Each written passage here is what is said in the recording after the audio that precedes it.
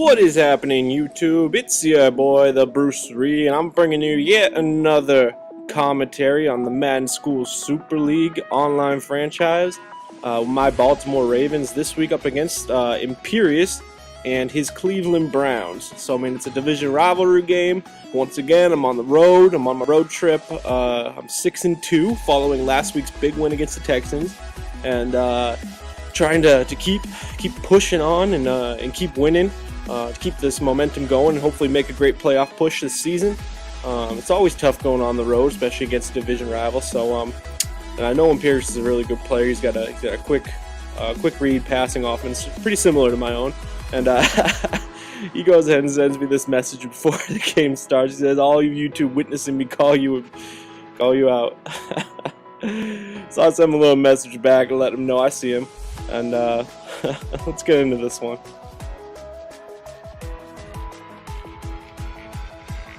So I get the ball first, and I'm going to try to move the ball down the field. And you always want to try to open up if you receive. You want to try to put points on the board on your first possession. So, I mean, that's exactly what I'm going to come out trying to do.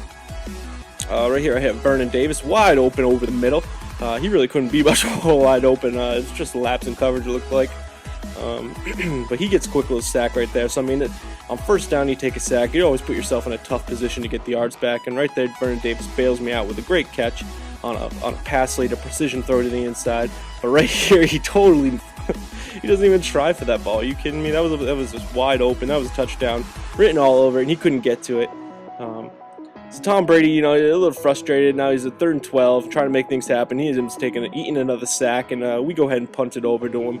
So he takes his first possession here, and I feel like I'm going to get a decent dose of Trent Richardson, and I may overcommit right there. But you see Bernard Pollard get suctioned in on that when the 82 was on that streak, and that kind of sucks for me because, you know, I wanted to grab the user and just tackle him real quickly, but he got suctioned back towards the line of scrimmage, and Ben Watson takes it all the way to the house, and Imperious is up early. 7-0, so I mean, that's not good. If I receive, you know, I definitely don't want to be losing. I got away with one right there that could have been intercepted. Right here I hit Dennis Pitto over the middle. I'm starting to move the ball down the field. I'm getting good chunks of yardage here. Hit Torrey Smith on a little drag. And Torrey Smith and Antonio Brown, man, they got so much speed that I love to put them on drags once in a while to see if I can get them into some open space. Right here, I just try to throw one up. I see he beats his man off the line, but Tom Brady just puts a little too much air under it. He does it again, puts a little too much air under it again.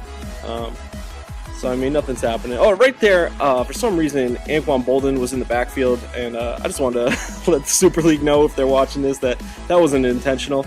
I actually checked my 3rd down running back on the depth chart after the next game that you'll see that I played against Robbie Turner last night, and it turns out that I had like receivers in my 3rd down running back spot, and I never touched that. So I mean, the computer just went ahead and just put my best receiving receivers in my 3rd down running backs on 3rd and long because those guys were coming in. So my bad, guys. It wasn't intentional, but nonetheless, he stopped me, and now he's driving down the field. And you'll see in this game, man. Imperious had a really good passing offense, and this quarterback that he had, it's like a scrambling quarterback. I don't know, he was throwing dots all game, so it was tough to stop, man. And a quarterback like that, like I think it's Josh Johnson or Joe Johnson. I didn't expect him to be too accurate, but he was pretty accurate the entire game.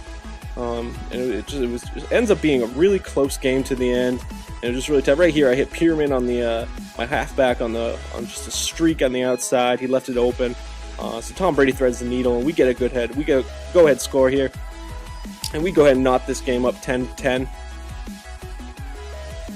So this is the thing with mobile quarterbacks, man. They can just roll out, they can extend the play, and you'll see this game, he was pretty accurate with them. Get a nice little sack right there by Kruger. It was more of a coverage sack. And bailed me out. He gets a little incompletion. Dennis Pitto on a nice super curl right there. First down. So I mean, if Brady gets time in the pocket and I'm able to see have routes develop down the field, we're going to be very effective. In this game, I tried not to force too many passes. You know, I was eating sacks just so I didn't have to throw interceptions. And right there, he gets a Tom Brady got like that was more like a butt fumble right there. He barely got touched and he drops the ball. I was like, are you kidding me? So he gets a little momentum swing, gets the ball back, and where I thought that I was going to be able to try to put some points on the board before the half, now he's in the position to put points on the board before the half. So I mean, he's going to try to drive him down the field here. He gets a nice little slant over the middle. Here he runs a screen with Trent Richardson. T-Rich is going to be a beast someday. You can already see it in the way he plays. He runs hard, so I mean, if he just keeps on doing what he's doing, he's just going to keep going, getting better and better in Madden and in real life. Right there, he gets a nice little slant to the outside. I accidentally run commit on that one. I slid everybody to the left. That was not intentional. Right here, he's getting it flushed out of the pocket, and he just ends up throwing away, making a smart play, and he takes his points. So he goes into the halftime. We go into halftime with a 13-10 score. He's up by 3 points, and he gets the ball back. So he's kind of right where he wants to be. You know, he's got the lead at the half, and now he needs to. Now it turns to more of like a ball control style. When you have the lead at the half, oh, he gets away with one right there. Pollard should have had that one for a house call. But you know, when you have a lead at the half, you really want to start playing ball control offense and just running clock, extending drives, converting third downs, you know, all the good stuff. I mean, you don't need to be necessarily looking for the big play every play when you're ahead at the half. Right here, it's a nice play action up the right side and a little post route. I kind of saw it coming, but I saw it coming too late to be able to do anything, and he got it off. And right there, we get a little hit stick fumble. Ryan Clark coming up making the play. One of my faults is that I try to hit stick on like every tackle, but you know that's part of my success too. Is that I try to hit stack, and usually I'll nail motherfuckers over the middle. So I get the ball back, hit Vernon Davis a nice little seam route. And you'll see Vernon Davis goes off in this game. He has a really great day, and that's one of the things that. Oh, right here, I got Randy deep, but Tom Brady puts too much air under it. Are you kidding me? He underthrew that ball so much. He was so wide open, but that's okay. And, Antonio Brown takes it on the next possession, or the next throw, and gets me to the 10-yard line. So I put Danny Woodhead come out a little to draw his user away, but I just didn't notice the curl on the left. So I think I was looking right, but that curl on the left was wide open. But I go ahead and convert the next play with Antonio Brown at the seam for a touchdown. So right here, he gets the ball back, and he's deep in his zone, and he hits Trent Richardson on a good little scamper for off of a screen. The screen game's pretty effective in this version of Madden. It's not bad. It is tough though with the Infinity Engine to you know, avoid all your blockers and the defense, and not get bumped off, you know, where you're trying to go. But they work pretty well. So here we get into a 3rd and long, and he ends up converting it. I ended up being in man coverage, and he made the right read, went to the right side of the field, and converted that play. Right here, he does a smart thing, throws it out of bounds, and he was playing really smart. You know, he wasn't forcing passes, which is exactly, I wasn't forcing passes either. So I mean, it ended up being a chess match, so to say. This game was just back and forth. You know, we were both passing, both having a high completion percentage, and it was just kind of like who's going to make the first mistake. You know what I mean? And those are exciting games to play because it's just back and forth. You know, and you're just trying to be the guy that makes all the right moves versus the guy that makes that one bad move that costs you the game. And football, just like Madden, it's a game of inches. It's a game of single possessions. One possession could cost you this game, and one possession could win you this game. You know what I mean? So I mean, you just got to stay in it, try to make the least amount of mistakes possible. And right here, he barely had his foot out of bounds. I got a little bailed out by that call, and then I see this coming, and I just can't. I get suctioned into the line, and I couldn't get out to defend that pass in time. And just it was just unfortunate. But he ends up getting the score there, so he goes up by 3 points in the beginning of the 4th quarter. So I mean, now it's starting to be crunch time. 4th quarter is where you make or break it. You know what I mean? You gotta like 4th quarter is where you build your legacy. But he goes and gets a sack, puts me into a 3rd and long, 3rd and 7. And Julian Edelman bails me out. Man, that guy. What do you know about Julian Edelman? That guy's a beast. You'll see. Julian Edelman, from time to time, will just pop off for me. And Anquan Bolden goes ahead and he shrugs off his cornerback and takes it to the end zone for the touchdown. So I'm up by 4 points in the 4th quarter.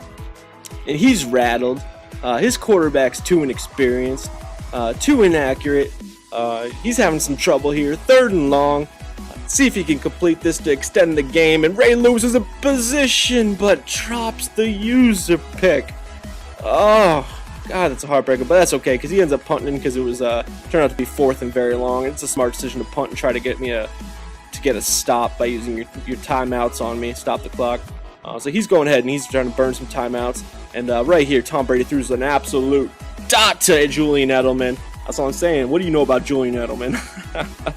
He throws the ball, he gives it a little Gronk spike, and we go up by 11 points here. So now, I mean, Imperius has his work cut out for him. I mean, he hasn't really made too many mistakes per se. It's just he's come up with some 3rd and longs that he wasn't able to convert. So I mean, he's doing a good job. But right here, he tosses it up, and Jimmy Smith drops the computer interception. I was controlling it as well, but I didn't want to screw it up, so I just kind of sat underneath Jimmy. But he ends up converting a 4th and 17. Come on, guys. Jeez, you can't be letting those up. You know, you got to capitalize when you see that. So he ends up starting to drive down, and that's just like, you know, when you convert a 4th and 17, that's almost like a little momentum swing in itself. That now you all of a sudden your team has life where they could have just had death, and so I mean, he's putting streaks out there. He's trying to make things happen. He's rolling out of the pocket with Johnson. He's rolling down the sideline. He's getting out of bounds to stop the clock. So he's got 1:25 left. He's got to put this ball in the end zone. He flings it long and throws an absolute rope over to the right to Ben Watson, who scampers out of bounds to stop the clock again. But Kruger ends up coming up big with the interception to seal this game, but it puts me on the 1-yard line. So I mean, I'm kind of nervous in the fact that I could take safety here and have to give him the ball back. So I give it to Danny Woodhead, and he just barely gets out of the end zone. I'm like, fuck that. So I give it to Tom Brady with a QB sneak, and he ends up pushing ahead 8 yards, and I kneel it out for the game win. That's what I'm talking about. So I mean, we end up winning a big division game. Great game to Imperius, man. It was just a chess match. It really was, and it came down to basically like 1 or 2 mistakes. And that's how it is when you play good players. You know what I mean? It's like who can make the least amount of mistakes, and who can move the ball successfully. So I mean, I look forward to having many matches against Imperius that are just close like this. I mean, the division that I'm in with Weston, Imperius, and Cali Raider. I mean, it's just a really good division. So hopefully, you know, we can stay on top of this division. Right now, we're sitting pretty at I think 7-2 after this game, or yeah, 7-2 after this game. So we're on top of the division. Hopefully, trying to seal this division title so we can get our spot in the playoffs. But you know, it's only going to be week 10 next week, so we still got 7 games to play or whatnot. But we'll see. You know, stay with me. We'll make this push, you know, to the playoffs, and hopefully we'll have some fun doing it. As always, like, subscribe, comment, let me know. It really helps out if you guys show your support by subscribing and liking. Until next time, the Bruce Ree out.